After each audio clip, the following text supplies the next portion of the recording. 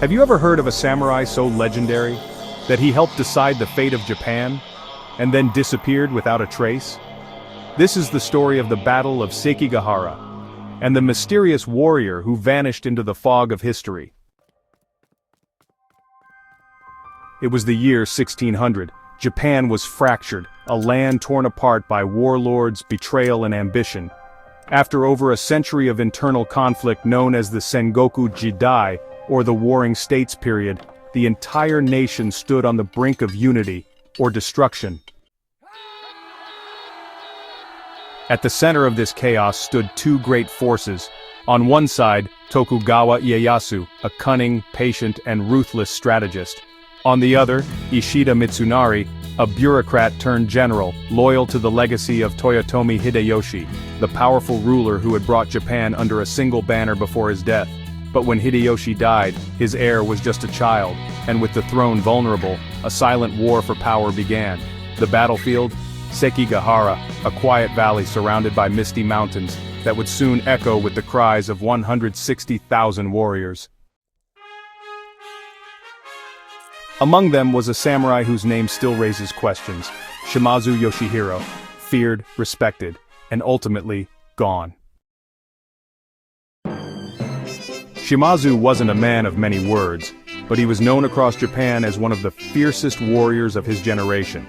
The Shimazu clan, hailing from the southern region of Satsuma, had long been independent and proud.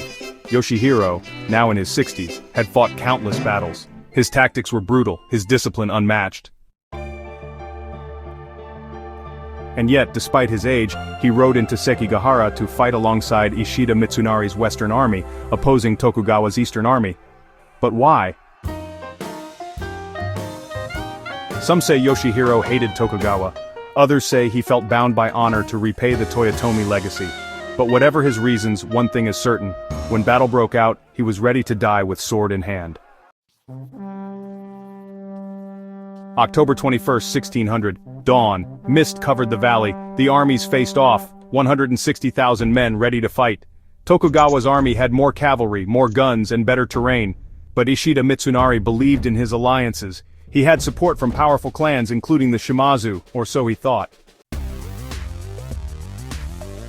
As the battle raged, something strange began to happen. Allies in the Western Army started switching sides. One by one, key commanders defected. Kobayakawa Hideaki, sitting on Mount Matsuo, had waited, watching. And when Tokugawa signaled, Kobayakawa charged downhill, into his own allies.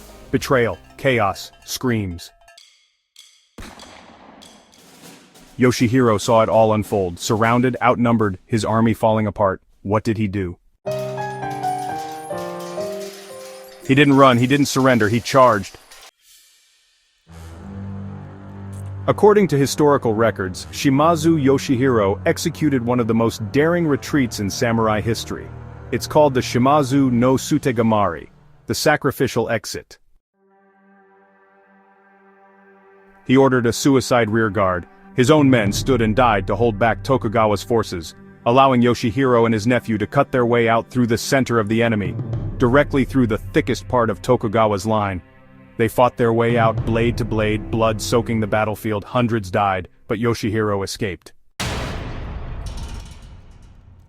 And then, he vanished.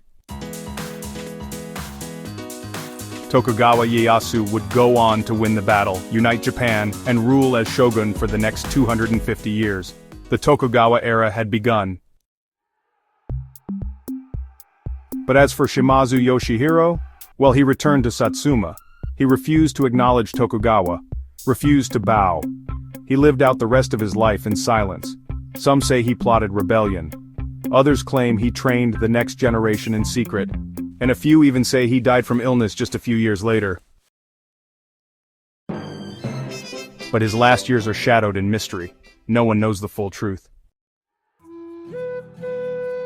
How could a man who defied an empire, fought against betrayal, and survived the bloodiest battle in samurai history, simply fade from the record? Perhaps he chose it.